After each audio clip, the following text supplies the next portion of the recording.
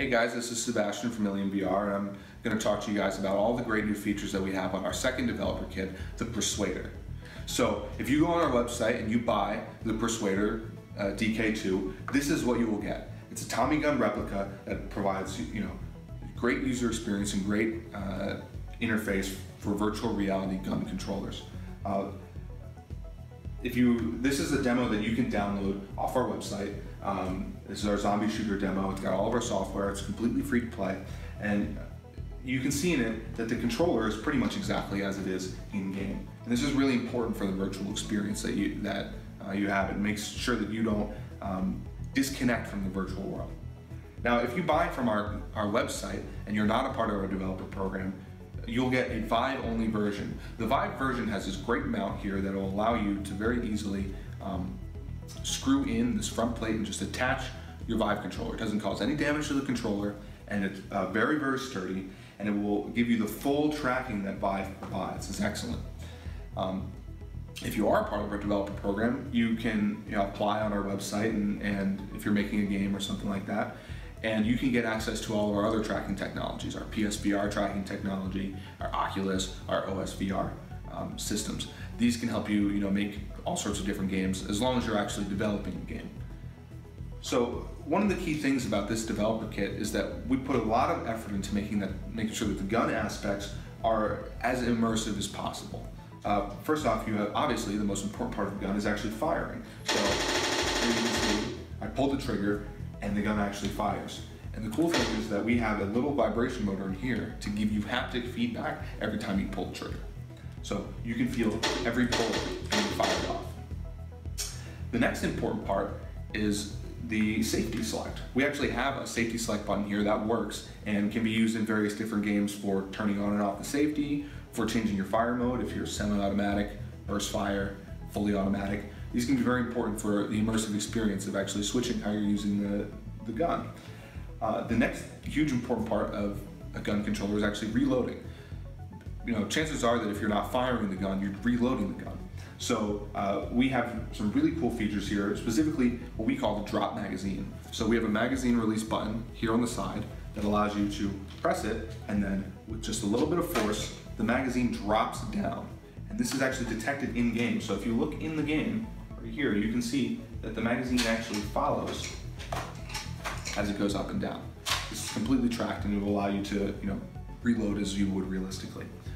The next thing we have here is the slide. So the slide is fully analog. When you pull it back in game, it actually moves with you and do the full motion. So for a full reload, what you would do is expend your full magazine.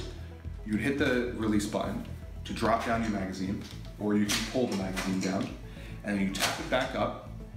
But right now you just have rounds in the magazine. You haven't chambered anything. So if you pull the trigger, it won't fire. So that's why you have to chamber the magazine with the slide, chamber the round with the slide. So now you can actually fire. So now I want to talk to you guys about all of the great user interface systems and features that we've added to make this as good of a controller as it could possibly be. First and most important one is that this is completely wireless. We have a proprietary low latency connection with a little USB dongle that you can use, and that comes with the kit. This makes it so that you don't get tangled in your cables or anything like that, and you get a really long battery life, about 14 hours of active gameplay before the thing drains, and it only takes about 45 minutes to recharge. The other part we have is what we call our Gamepad system. This is all sorts of inputs that we use that are similar to what you would find on an Xbox controller. So, for instance, we have here on the side a thumbstick, and this is you could use for locomotion in virtual reality. You can use it for whatever a developer chooses to use a joystick for. You can see that it actually has a user interface that shows up in our zombie demo game. So if I bring it closer, you can see this red dot that moves around while I actually play the game. This is a little user interface touch we added to make the experience a little better. On the other side, we have these button pads. Standard where you would find on a controller, like A, B, X, Y sort of thing. And these are very useful for any generic input that a developer would want to have. You can see that the interface actually shows up in game just like the joystick. Now, the really cool thing about these is that they're modules. So they actually come off, and if they're ambidextrous, so if you're left-handed or right-handed and need to switch between them, you can actually just take the module out. It's its own separate unit on both sides, and you can put it in on the other side. So it can work for any handedness that you have.